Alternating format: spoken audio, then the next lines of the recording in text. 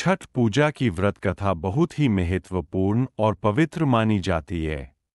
यह व्रत मुख्यतः सूर्य देव और छठी मैया की उपासना के लिए किया जाता है।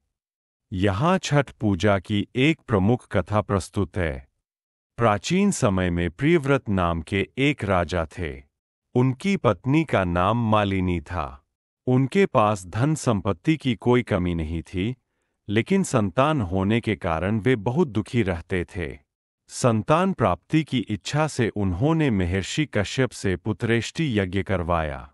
यज्ञ के प्रभाव से रानी मालिनी गर्भवती हुईं, लेकिन उन्होंने एक मृत संतान को जन्म दिया।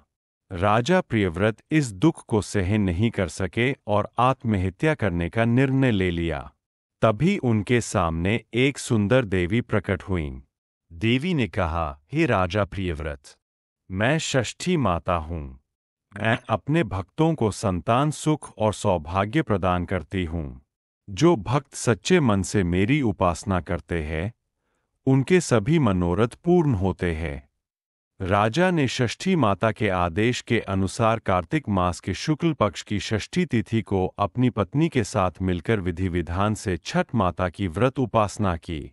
माता के आशीर्वाद से उन्हें एक सुंदर पुत्र रत्न की प्राप्ति हुई।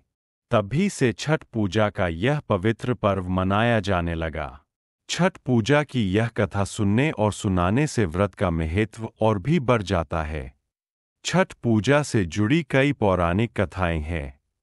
यहाँ एक और प्रमुख कथा प्रस्तुत है। माता सीता और छठ पूजा।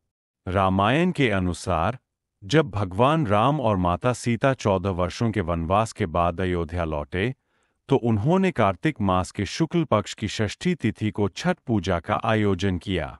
माता सीता ने सरयू नदी के किनारे सूर्य देव की उपासना की और छठ व्रत रखा। इस व्रत के प्रभाव से उन्हें सुख समृद्धि और संतान सुख की प्राप्ति हुई।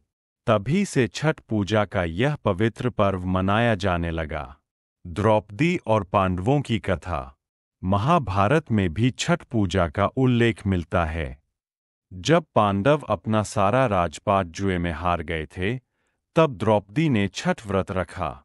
उन्होंने सूर्य देव और छठी मैया की उपासना की, जिससे उनकी सभी मनोकामनाएं पूर्ण हुई और पांडवों को उनका खोया हुआ राज्य वापस मिल गया। छठ पूजा की ये कथाएं इस पर्व की महिमा और महत्व को दर्शाती है।